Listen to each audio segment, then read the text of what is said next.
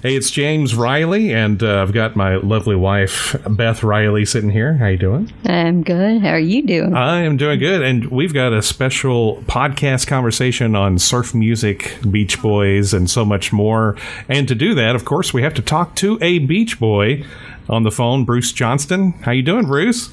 Hello, everybody. We'll get through these tough times, and maybe play a little Beach Boy music, or the Beatles' #1's album, which is a great album. We'll go back and simplify our life, musically sometime. Yeah, sometimes we need some simplifying. You're not usually used to being off for an extended time. What's this like, being at home during this pandemic? Well, if I don't turn the television on, I'm okay. Yeah. But I hate it when I see so many people suffering from it, and maybe mentally suffering from being tied down because of it, just for safety reasons. And even though we're living in a time where the tech allows us to have so much on the TV with movies and all kinds of things like that, but it's tough. It's hard. For me, I have so many things that I do. I'm not bored. I'm not climbing the walls, but I'm staying really safe. I'm writing a lot of music. I haven't had time because in the Beach Boy world, I mean, we were up to 180 concerts booked for 2020. We've only done 30. Wow. And we work so much that it doesn't give me a lot of time to do what I do best. Everyone is. I'm a songwriter, and I write the lyrics, and I write the melodies, and the chord construction. And why you haven't heard a lot of Bruce Beach Boy music is I never submitted much into our Beach Boy life because I always thought Brian was the guy. I have so few songs in our Beach Boy world, but outside of that, I still have so few songs because out of every 300,000 songs I write, I throw 299,999,000 of them out because I don't have room. No, I just I kind of know how to do it. And a guy my age, I've been around so long, you'd think guys in the Olympics when they're 18 wouldn't try and go around the track when they're 300 years old. I wrinkle, my songs don't. So I'm having the time of my life. Am I writing anything in rock and roll? Not really, because I don't think rock and roll exists anymore as a new art or a fresh art. I think it has several other names, and the groove's still out there. Everything's still out there. I think if you hunt down rock and roll, I say you move to Nashville because it's still rocking down there, but it's called country music. And that is when I'm writing now, as I don't have any Beach Boy dates booked, I have everything unbooked, and I have all this time. We will probably get out there one day. So that's what I'm doing with my time, and I'm enjoying the rest. And it's funny. I mean, we work so hard, and all of a sudden I've just calmed down, and I'm getting 8 hours of sleep a night. It's pretty good. I get 8 hours a week, so that's pretty good. Well, yes, you're right, but look at all the things you and your wife do. Yeah, you've got this whole virtual. I don't want to say business. You really have an art form going. I think it is fun. Somehow you figure out how to pay the bills and do something you really love. And since you've had the podcast ability, in the last few years, this has probably made you busier, and probably more productive. And you can do this. This is like a nonprofit corporation. Yeah, there you go. You can kind of do this the rest of your life, and probably will. You really can. It's like a hobby. It's like every dream anyone could have, and if it pays some bills along the way, even better on a practical level. I'm really glad that I get to finally have some time to do a podcast with you instead of those interviews you did with me. I often go back and read them. I mean, I'm never writing a book, by the way. I will never write a book. So it's nice to lock some of the positive things that I have been able to do in the music business into your site. I appreciate that. Now, Bruce, a few minutes ago, you had mentioned a name, Brian, being Brian Wilson of the Beach Boys. He has a birthday coming up very, very soon, which falls on a very special day for you guys, International Surf Day. Oh, that's right. That's right. Yeah, and then checking out. Yeah, Mike and I are been part of the Surfrider Foundation since 1984. It's a big deal because we have money to be in court to fight people trying to stop the beaches being open with private property. You know. Anyway, we go on and on and on, and we have the ecological point of view and all that stuff. I forgot that it was that's Brian's birthday on International Surfing Day. June 20th. Perfect. And a week after that is your birthday. Well, sometimes people think it's earlier. Yeah. Because somebody put it earlier. It's just stupid. Is it June 27th? 27th. I'm a Cancer. That means I cry while I'm cleaning up my room. That is also my father's birthday. So. Oh, happy birthday, Dad. Yeah, and happy early birthday to you. Thank you. Well, this is interesting. We were playing a classic rock Trivial Pursuit game yesterday, and one of the questions, asking what band had these big July 4th shows in the early 80s for crowds of over 750,000. And of course, it's the Beach Boys. And now, what were your plans for July 4th this year that got canceled? Well, this is very sad for me because I used to suggest that we do what we were going to do on the 4th of July 30 years ago, and my manager yelled at me. He said, "It's impractical. It will never work. Don't ever bring it up or talk about it to the rest of the band." Well, of course, I stayed at it, and I've gotten it to work. So what we had to turn down on the 2nd, 3rd, and 4th of July was the Beach Boys at the Hollywood Bowl and the Los Angeles Philharmonic Orchestra. Oh, man. Can you imagine Brian's music and the construction of the chords and everything with an 85-piece orchestra and besides all the vocal parts? What a 3 nights that would have been. Oh, yeah. That's why I'm giving up on the 4th of July with this alien life form not being very nice to us there with the virus. A crazy year, for sure. The worst. But let's not get into the politics. No. Let's not get into the all the left, the right, the middle, none of that junk.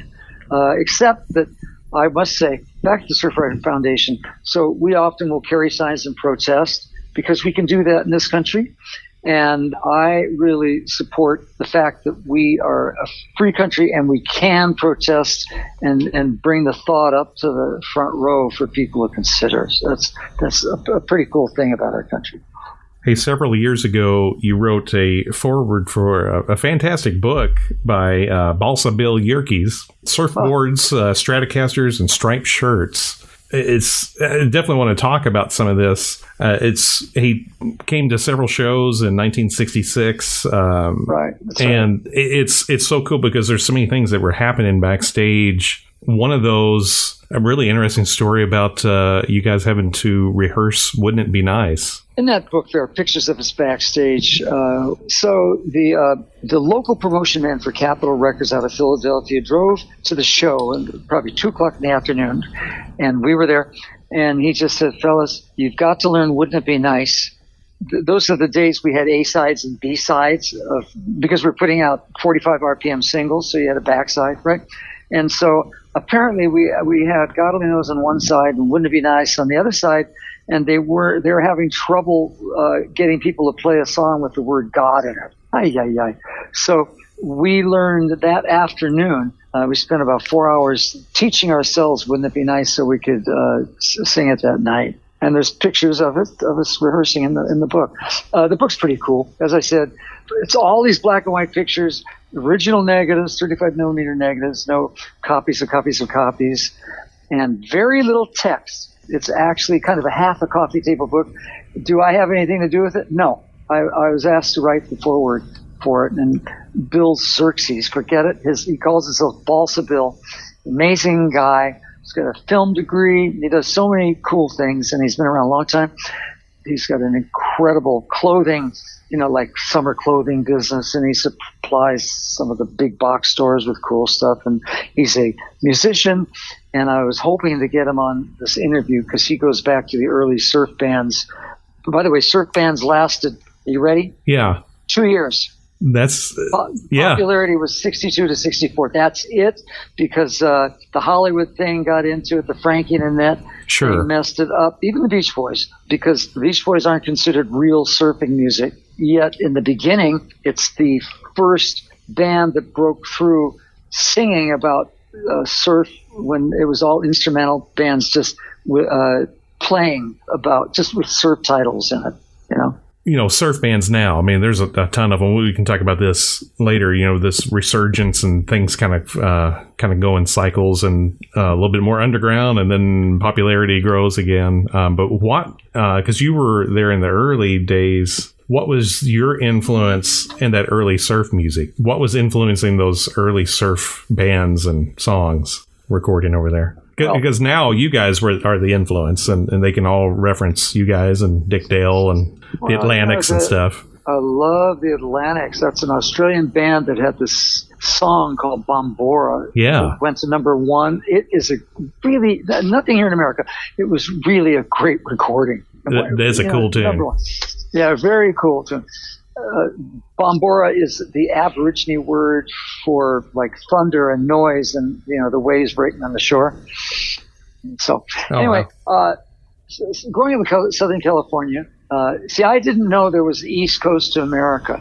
I had no idea that I thought the East Coast might have been France or something. Yeah. Never occurred to me there were people surfing in New Jersey and all those places. And now I know that, and the beaches are fantastic on the East Coast, you know, from Florida to Maine. Anyway, but as a younger guy, you know, California guy, surfing's beginning. Well, I used to watch it when I was 8 years old, when I lived in Malibu, but they surfed on paddle boards. Big, long 12-foot paddleboards. Anyway, somehow I got a little older, and people started doing it in high school, and eventually guys would make 16 millimeter movies, get a woolen sack tape recorder, take music out of their collection. But in the early days, it was jazz music. Pacific Coast jazz was the kind of music it was, and that would be the soundtrack while they talked, the musical soundtrack.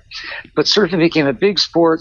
Eventually, you know, just putting songs that were popular on the radio that might fit the surfing, like "Walk Don't Run" by the Ventures. Yeah, you know, it started shifting over to guitar-y sounding soundtracks to these movies. And you know, let me just jump ahead. To Dennis Wilson calls up Mike Love and says, "Mike, you got to come over to Brian's house and write a song about surfing, because that's what everybody's doing." Dennis is still in high school. Okay, but a little before that, these jazz things. There were a couple of Bud Shank albums on World Pacific Jazz that were the soundtracks, but it shifted over because kids weren't interested in jazz. They're interested in stuff on the radio, you know. And so instrumental started popping up. This is before Dick Dale, and I won't keep you along in the history. And there was a band. Well, there were a lot of bands that were just thinking about surfing music, but there was a band. Oh gosh, I can't think of it. No, I'll think of it. Before Dick Dale, that made a song called Moon Dog, D-A-W-G. Oh, is that the Gamblers? Is that what? Gamblers. Yeah, yeah. And the first band to cover it was the Beach Boy album, Surfing Safari. It was the Beach Boys. And you played on the original. Well, I forgot I played on the original. Is that terrible? You know? And then I listened to it and I said, that's my voice. What's that? And then I realized, uh-oh. So apparently, quite by accident, even though I was a surf guy, these were some really fine musicians. Elliot Ingvar went into the Mothers of Invention, you know, and Captain Beefheart. There were some really great musicians in this band that never toured. And somehow we got together, made this instrumental, sang some ahs. That's kind of what we did. And made apparently the first commercially released specific surf song or surf recording single. I had no idea. You know, I had no idea. So that's kind of when it started. Dick Dale was, you know, down at the Rendezvous Ballroom where jazz guys like Stan Kenton would play, but he was down there doing kind of doing his version of moving surf music along. And I had known him for a long time. And all that stuff kind of appealed to Southern California high school people. And somehow Dennis did say, Mike, you've got to write a song about surfing with Brian. That's a very, very basic version. So what is it about surf music that even people that don't live near like the beach or water, have palm trees or stuff like they have in California and Florida, what is it about surf music that makes it so universal? Well, back then, first of all, after surfing, Bump, Dip, and Surf Safari, the Beach Boys weren't considered a surf band by the real surfers. That wasn't the music you listened to. But the rest of the country thought, hey, they're singing about what? Surfing? So Mike told me, he said, my gosh, Bruce, when we got out on the road in the beginning, we'd be in Iowa and people would be coming to the concerts with surfboards tied to the top of the cars. That's incredible. I don't know. I think people, don't forget, most of the country, even in Nashville, it gets cold. You know that. Oh, sure. So I used to live in Brentwood, which I love. And you're in Memphis. Does it snow in Memphis ever? Well, we had like one day a few snowflakes. The first day we got here, it did. Like the first day we were here. But it gets cold, right? Yeah, well, we hear that, yeah. It's hot right now. Okay, well, yeah, but you're inside working too hard. So around the country, you don't have the Southern California weather. So you can't really do outdoor sports year-round. So I'm sure it gave people, that weren't coastal kind of a head start in thinking about summer. Even if it's not the authentic music about that the surfer, the real hardcore surfers like, but it's Beach Boys. Hey, it's good enough. Well, it's interesting. My whole thought and picture of California, growing up in Kentucky, was based on Beach Boys, Jay and Dean music. I told Dion the same thing as far as New York. I could picture it based on his songs, but on the West Coast, it was years before I ever got out there. But that's the picture in my mind was from Beach Boys music. Yeah, it's really funny. People come out to from all over. They get to the West Coast, and they can't wait to get in the water. And it's not like going into the water in Florida. Water's cold out here. I live in Santa Barbara. For the time being, I don't know where I'm going to live. I have no idea what's going on with this virus. I'm really freaked out by it, and I hate it. But right now, I'm safe as can be. And I'm very close to the ocean. The water really doesn't start getting swimmable until the middle of the summer. And Bruce, getting back to the book that you guys did, or that you did the foreword on, there was a picture in that book of you with your hand out. It had a set list on it, like you had written the set list on your hand. Do you still do that, or did you do that at the time for every show? You gotta understand, I played bass. Yeah. So Carl said, "Here's how we do the songs." So he wrote all the songs out on his palm, and so that's what I used to do, But then, as there were more songs, there was less room, of course. Yeah. And then I switched over to keyboards. But that's what we did. The shows, I remember we'd go to England, we'd have like 4 acts on the show. We'd be the headliners, so the set list was even shorter than the one that you see in the book. That's a trip. I mean, especially seeing Beach Boys shows these days, and it's a pretty long set list, and seeing such a shorter one at that point is pretty remarkable, actually. Hey, you guys, when we play in England, Royal Albert Hall, it's about 63 songs. Wow, that's amazing. Almost 3 hours. Yeah. But the English are really unbelievable collectors, Oh, sure. So they want to hear in the intro of Wendy, somebody coughed right in a open spot in the intro. Yeah. And you can hear they want to have someone cough on the stage. Oh, wow. It's so bad.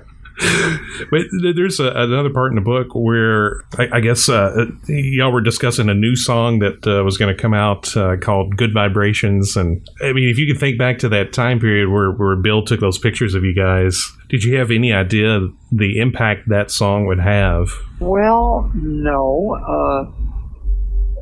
I take no bows for any of that stuff because I give all bows, of course, to Brian and Mike, right? Yeah. But I'll tell you a really cool story. So we were playing at the Illinois State Fair.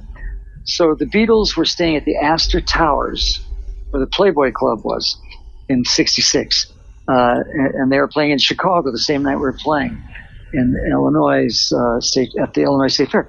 So Mike and I chartered a little one-engine Bonanza airplane and a pilot, and we flew up to Chicago, went to the hotel, and because we were going to have breakfast with the Beatles. Oh, wow. So these rooms are like condominiums. I don't know if they had even invented condominiums then, but they're really big. 2 bedrooms, kitchen, beautiful accommodation. Every room was like that. So we went down, and I think Ringo and Paul were in one of the 2-bedroom. So we all got together, and they had a grand piano. And so they said, so what are you guys working on? So I said, Mike, why don't we show them part of Good Vibrations? Brian taught me the piano part for the chorus. So we blew their minds by showcasing what Brian and Mike, with Mike there, were working on. And they're great. So I got a chance to play the chorus. That's amazing for the Beatles. For the Beatles. Yeah. There's been a bit of I mentioned this a little bit earlier, a bit of a resurgence in surf. It's kind of like rockabilly will come and go, and Stray Cats will come out and be huge, and then it'll kind of go back underground a little bit. And definitely I've seen that in surf music, and I used to do a surf radio show for about a year and a half, and was discovering bands all over the place. And they probably all sounded the same too. They do a bit, yeah. Like there was with Pulp Fiction and having Miserlou on there, definitely blew up some surf music. Have you noticed a bit of a resurgence in surf bands and labels and stuff coming out? Well, I mean, it doesn't cost a lot of money to put a surf band together because you need all Fender equipment, and the amps with all the reverbs and stuff. And if you're any good, you're going to sound great with great guitars and the great amps.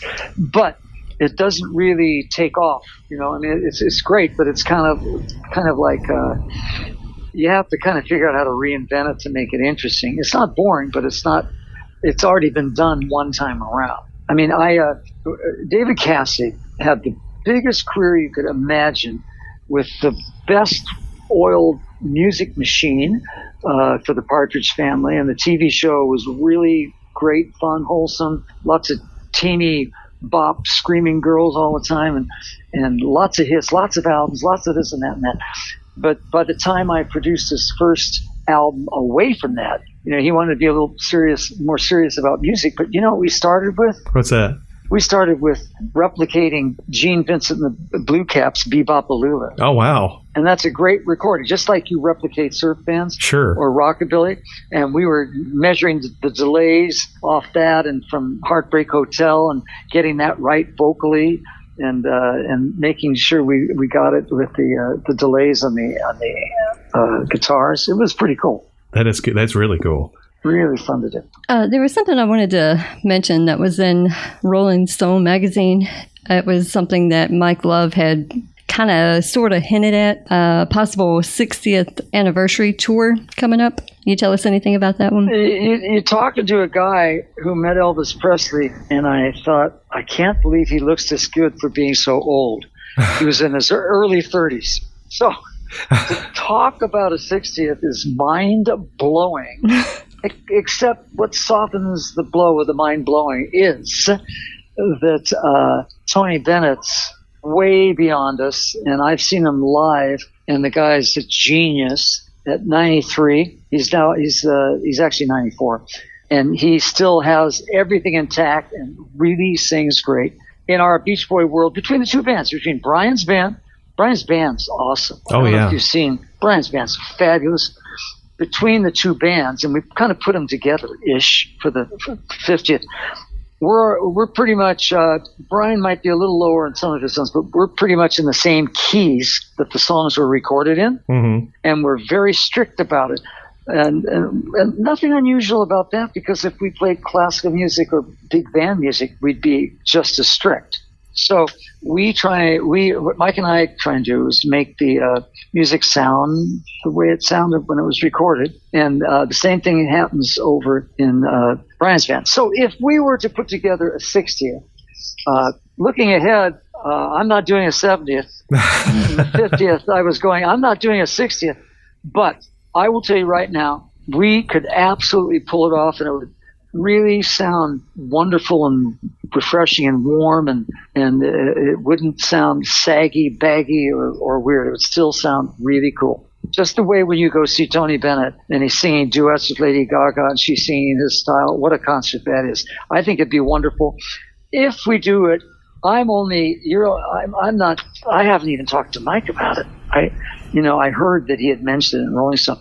If we do it, and we could wrap in maybe 10 black tie nights symphonically, because we do symphonic dates now all the time, and then have more of outdoor summery, on the grass kind of nights maybe, so a lot of people can just bring their blankets and whatever and watch the show that way. Yeah, I think we could pull it off, as long as we don't overproduce the production. And I think if you had great lighting and the great video screens and fantastic performance from all of us, that would be a wonderful way to do it, and we could pull it off. Well, the 50th anniversary tour was fantastic, and just seeing you guys, through the years after that too, just a really great presentation on stage with the video, and it's amazing like how much the band means to people of all ages. Well, there's also the deeper fan. Yeah. That'll go to see Brian, because he'll play a lot of songs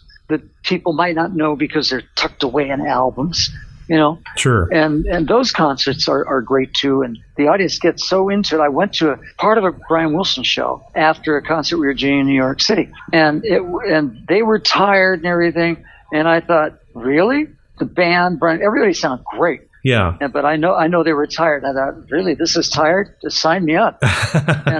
And the fans were so into the songs and who did what and who was playing. And Al Jardine still has a ridiculous voice. Oh, he does sound great. Guy sounds like a buzzsaw. He's so good.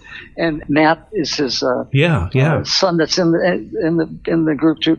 It all sounds really great to me. They even have Blondie in there. That's true. Yeah.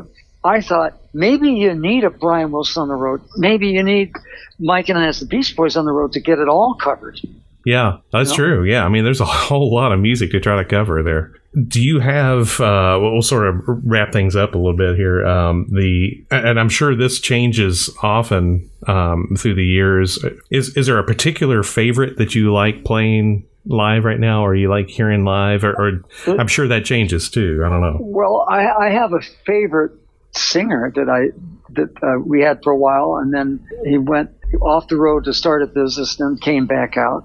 You should hear Christian Love, Mike's son. Oh, sure. Yeah. Oh, my gosh. He sounds like he is one of the original guys. Unbelievable voice. He's a little shy. He's a good-looking guy, total surf guy, and he lives up in Santa Barbara, and he sings absolutely great. Now, let's get to the song. My favorite Beach Boys song ever, in terms of, I have the Lord's Prayer in terms of the best, most brilliant Beach Boy song recorded. Yeah. But my favorite Beach Boys as a band, playing instruments and making the track, the most incredibly written song is not Good Vibrations. Good Vibrations is wonderful, but it's like a pocket symphony to me. So front to back, my favorite song to sing, and we don't do it every night, is Warmth of the Sun. Oh, it is a great tune. It's the best. It's the best. So I look forward to that. I also look forward to Please Let Me Wonder, but it makes it for a few nights, and then it disappears for 3 years. Yeah. That's an interesting question. I mean, are there some obscure ones that really kind of just hop into the set list at the various times? Not obscure enough for one of our many numero uno fans of Brian Wilson. Yeah. Scott Scatotten, our music director. We actually got a lot of Sir Sups in the set for Paris and for London. Okay, yeah. It was pretty cool to sing Sir Sup. Yeah, it's probably been a while since, about 3 or 4 years. Yeah. 5 years. But I don't mind singing that. I couldn't sing it. Musically, I could sing it every night. But the audience wouldn't even know what we were singing. Yeah. For the most part. So everything's covered between Brian's crazy, wonderful band, having Al's voice in there, and of course, Matt Jardine. And then what Mike and I do with our great players, it's pretty cool. Oh, absolutely. Just fantastic The Beach Boys bands. experience is still out there. Go see both of them. Yeah. For God's sake, go see both of them. What, do you have anything else coming up? Or, of course, waiting to see when touring can happen again. But there seems like there's always a Beach Boys release or something happening at some point. Well, we have something really, really odd that isn't our idea to do. There's a really... Let's say you had the Beach Boy momentum going when the song was recorded, or maybe you moved it back 5 albums. Add some music to your day. Yeah. Oh, what a recording that is. Yeah, absolutely. And, everybody's all over, is vocally lead, so everybody sings different parts of the lead. It's really cool. So we have a guy who has Endless Summer Quarterly, David Beard. Sure. And he doesn't realize we'd never do this. And he's been trying to get us to re-record Add Some Music to Your Day. And we are actually kind of doing it a little drib and a drab at a time, but we're adding Wilson Phillips to it. Oh, wow. We're adding maybe one of Carl's sons. We've got, of course, I don't know, maybe Matt's on it already, Matt Jardine. We've got Christian Love on it. Al sang it. I hope if we're going to do it, Mike's going to do it. We're hoping Brian gets added. I'm going to actually go and jump on it on Thursday and do what I sang in the record. And then we'll see what survives, because we might have more people than parts. So we'll move it all around. And it won't be called the Beach Boys. I don't know what it's going to be called, but it's going to hopefully have everybody from the frontline Beach Boys, including David Marks.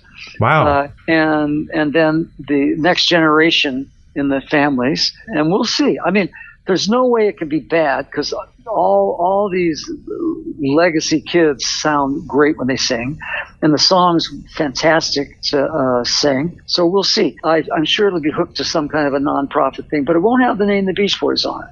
Wow, that should be interesting. That's a great song. Yeah, so hang on. Who knows? I mean, I have nothing to do with it. All I have to do is go over to Christian's house on Thursday and have my temperature taken. Yeah. To get through the door and take my gloves off, throw the boy, and sing it.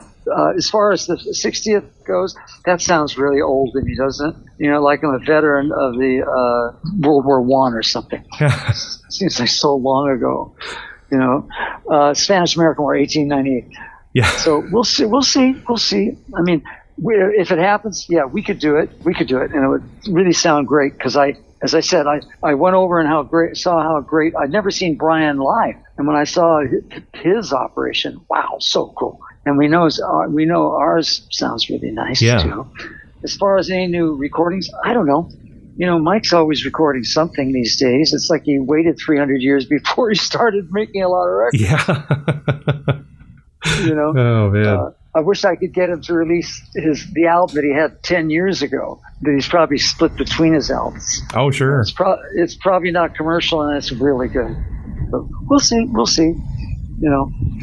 A Bruce Johnston album? No way, Jose.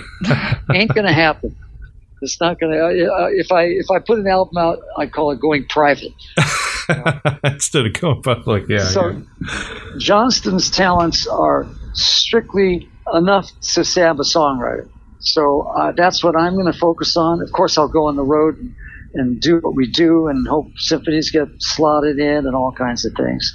So, and I want this virus to go away for real, so people can have their lives back, and then they can go see all the great artists that they love to see live. It's nothing better than seeing someone you love the recordings to go see them live. It has been super cool talking to you and finding out all kinds of fun facts and interesting little tidbits and what have you. Thank you. First of all, I'm glad you guys are still in Tennessee. I'll probably get back down there and buy another house in Brentwood.